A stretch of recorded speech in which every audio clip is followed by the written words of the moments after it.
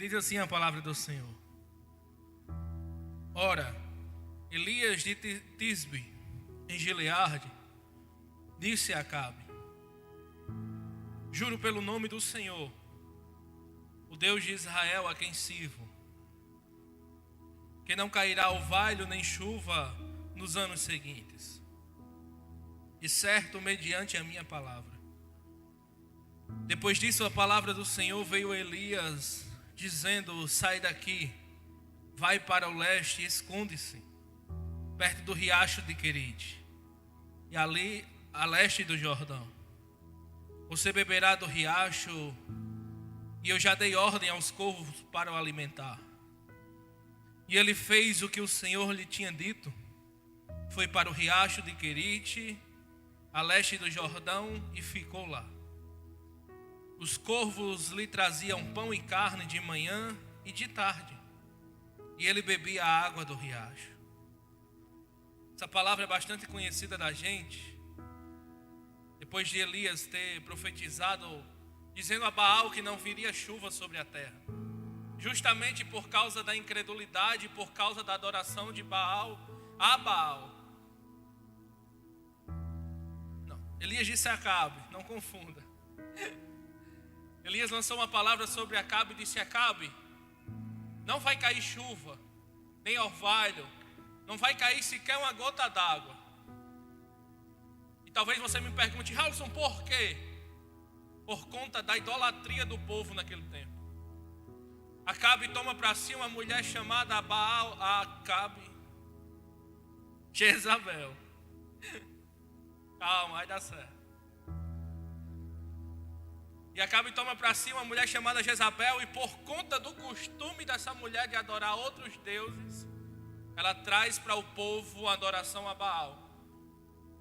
E o povo começa a dizer que Baal é o Deus da fertilidade, Baal é o Deus da chuva, é Baal que faz. E o povo começou a adorar Baal como se Baal fosse Deus.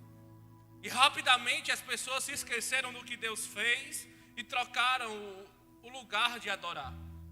Trocaram a pessoa, o Deus da adoração. Eles entenderam que por causa do costume daquela mulher, trazendo maldição para o povo, eles começaram a dizer: é Baal que faz nas nossas vidas. E como Deus, o nosso Deus, o Jeová Rafá, Ele não divide a sua glória com ninguém, rapidamente Ele levanta um profeta para mostrar para o povo que se Deus não fizer, Baal não faz. E Elias, segundo a palavra do Senhor, profetiza dizendo: Acabe, não vai chover até a segunda ordem do Senhor. Acabe, por conta da sua idolatria e da idolatria da mulher que você vive, e por causa da idolatria que ela trouxe para o povo, eu vou cessar a chuva. E é como se Deus falasse para a gente dizendo: se eu não fizer, não tem quem faça. É como se Deus falasse para a gente: se você for buscar outra pessoa, outro Deus, não faz. Mas se eu estiver na sua frente, acontece. É como se a gente às vezes reclama: Senhor, por que está tudo fechado? Por que está acontecendo isso? Por que isso? E às vezes a gente temos que mudar, às vezes, a nossa rota. Quem nós estamos adorando, quem nós estamos buscando, para onde nós estamos indo, a quem nós estamos se prostrando e pedindo que Deus faça. Talvez Deus tenha fechado algumas coisas nas nossas vidas, algumas portas, desfeito algumas coisas, para que a gente entendesse que o único digno de adoração e louvor é Deus nas nossas vidas.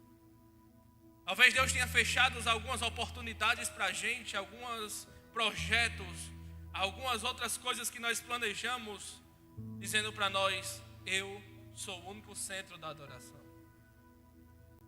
Até o povo entender isso, se passaram 3 anos e meio sem chuva. E de repente Elias se vê tendo que fugir para não morrer. E o Senhor manda Elias para o ribeiro de Querite para que ficasse lá escondido. Às vezes a gente se colocamos na posição de Elias e às vezes nós questionamos a Deus: por que, Senhor? Por que está acontecendo isso? Por que nós estamos passando por isso? O que é que nós estamos fazendo que está errado? Mas o interessante é que quando Deus levanta um profeta, e o profeta lança essa palavra, e o medo toma de conta o seu coração, e quando Deus fala para Elias: Elias, corre, se esconde no ribeiro. Mas ele já tem dado ordem aos corvos, e ele já preparou o ribeiro. Para quê, Raulson? Para que quando for esse tempo de medo, tempo de se esconder, tempo de atemorizar por causa das ameaças, você não passe fome e nem sede. O Deus que provê ontem, Ele provê hoje, Ele proverá amanhã. Às vezes a gente diz: Raulson, eu tenho tanto medo do deserto, de ir para o ribeiro. Raulson, eu tenho tanto medo. Mas em toda a Bíblia, quando a gente vê Deus levando um povo para o deserto, levando um povo para se esconder, levando um povo ameaçado com medo, nós vemos o cuidado de Deus. Quando Deus está com o povo no deserto, a primeira coisa que Ele providencia tem maná todo dia. As suas sandálias não se acabam, as suas roupas não se desgastam. Existe uma coluna de fogo à noite para aquecer, uma nuvem de dia para proteger do sol. E Deus provê sobre as nossas vidas. E o lugar onde nós mais vemos isso é no tempo de deserto. É no tempo de se esconder. Eclesiastes capítulo 3, a Bíblia vai dizer: existe um tempo determinado para todas as coisas debaixo do céu. E o tempo de se esconder foi esse tempo para Elias. O querido, não se espante, chegará tempo que é só você e Deus, e mais ninguém. Quando Deus disse: vamos para o seu quarto, às vezes Deus diz: vamos, que eu vou lhe esconder um pouquinho. Eu vou te tirar dessa zona aqui um pouquinho. Vou te levar, talvez as pessoas, você diz: não, as pessoas se esqueceram de mim. Imagina Elias tendo profetizado para Acabe. Imagina como é que estava Elias ter profetizado que não ia chover. E de repente se vê sozinho, escondido e com medo de morrer. E talvez você se pergunte: Raulson, por que acontece isso? Não é porque você é mau. Não é porque as pessoas não te amem.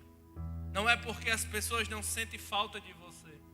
Mas é porque às vezes Deus diz: agora é só você e eu. Agora é só nós dois. Agora é uma conversa íntima, particular. E Deus mostra para Elias que além de proteger ele guarda Elias no ribeiro de Querite. Ele faz que corvo seja garçom. Ele faz que tenha água para Elias. O interessante desse texto é que quando Elias queria beber água, ele se baixava e bebia água. Mas quando ele queria comer, ele levantava a cabeça para o céu e tinha pão, tinha carne. Então não se preocupe, Deus está dizendo para você: é tempo de eu te esconder debaixo das minhas asas. Não se preocupe que não vai faltar nada para você. Não vai faltar a providência, não vai faltar o pão. Como Elias disse: segundo a minha palavra. Imagina se um homem desse não tinha moral. Imagina se um homem desse, como a gente tem costume de dizer, não tinha crédito no céu. E dizer: segundo a minha palavra, Acabe, não vai chover. Aí imagina aí o que aconteceu. Não choveu. Talvez você esteja questionando algumas coisas com Deus e dizendo: Senhor, por que todos da minha família se esqueceram de mim? Porque os meus amigos não lembram mais de mim. Por quê? É porque tem tempo em nossas vidas que nós temos que se distanciar para que as pessoas entendam o que Deus quer fazer nas nossas vidas. Deus nos leva para longe para depois trazer para perto. Olha para seu irmão e diga: talvez você tenha se afastado da sua família. Talvez você tenha se afastado dos seus amigos. Saiu deixando uma palavra que para muitos de maldição. Mas Deus está dizendo para você: tenha calma, eu estou só promovendo o seu nome. Elias saiu de perto de Acabe e talvez Acabe dizendo para ele: você é um louco. Para que você fez isso? Talvez as pessoas olhem para a gente, por conta da gente ser crente, ser evangélico, as pessoas não dão muito crédito para o que a gente fala. E talvez a gente se afaste de nossas famílias, de nossos amigos, e Deus nos leva para distante, e cuida da gente distante, mas quando a gente volta para perto, é para prover bênção para nossa casa. Nesses últimos dias, eu tenho parado para meditar e toda a situação que nós passamos, e agora, há pouco tempo eu vejo Deus me aproximando de novo da minha família e sendo abençoador. Hoje as pessoas não olham mais para mim e para minha mãe como se a gente fosse pessoas que dependessem dele, loucos que só vivem para igreja. Não. Hoje, quando a gente chega, as pessoas olham para a gente e dizem: olha o que Deus fez na vida dele. E eu profetizo em nome de Jesus que isso também será na sua vida, na sua casa, na sua família. As pessoas talvez agora te vejam como Elias, talvez uma palavra de maldição, mas daqui a pouco você vai voltar na sua casa dizendo: eu vim trazer a bênção para você, eu vim dividir a bênção com você. Quem recebe bênção não é só para si, é para dividir. Eu aprendi que bênção do Senhor para as nossas vidas, a gente não só toma para nós, a gente divide. Alisson, como divide? Eu aprendi que o símbolo da multiplicação é a divisão. Quando Jesus Cristo está pregando para a multidão e os seus discípulos dizem: Senhor, como é que a gente vai alimentar essa ruma de gente? O que é que a gente vai dar para essa ruma de gente, Senhor? E de repente acha um menino com 5 pães e 2 peixinhos e traz até Jesus. E quando Jesus toma aquele pão levantando para cima, a Bíblia diz: tendo dado graça, ele agradeceu pelo pão. E a Bíblia diz que ele começou a dividir o pão, E quando eles terminaram, ainda juntaram uns 12, meia dúzia de cestos. Isso aí. Quase lá. E ainda sobrou. E quando eu tomo essa palavra para mim, eu entendo que quanto mais eu divido na minha vida, Deus multiplica. E quanto mais eu dou aos meus irmãos, eu divido, eu multiplico na minha vida. Quando a gente olhamos para a Assembleia de Deus Pão da Vida, para a vida do pastor Chico Chagas, nós vemos claramente isso. É dividir o pouco para que amanhã eu divida o muito. É quando Deus diz: eu te coloquei sobre o pouco e você foi fiel, eu vou colocar você sobre o muito. Olha para seu irmão de olhada assim de lado e diga: hoje, talvez para você esteja dividindo pouco, mas conte os dias para começar a dividir muito. Existe uma unção sobre esse lugar e se chama unção da multiplicação. Talvez hoje você esteja olhando para algumas cadeiras vazias, mas como nós profetizávamos na igrejinha, nós vamos profetizar na igrejona. Como nós dizemos na igrejinha: Senhor, hoje tem pouca gente, mas amanhã haverá filas lá fora. Você sabe por quê? Não porque nós somos homens espetaculares, não, porque aqui é pregada a palavra de Deus. E quando eu aprendi que tudo provê da palavra, a vida sai da palavra, a água sai da palavra, o alimento sai da palavra, a prosperidade da nossa vida sai da palavra de Deus. É palavra.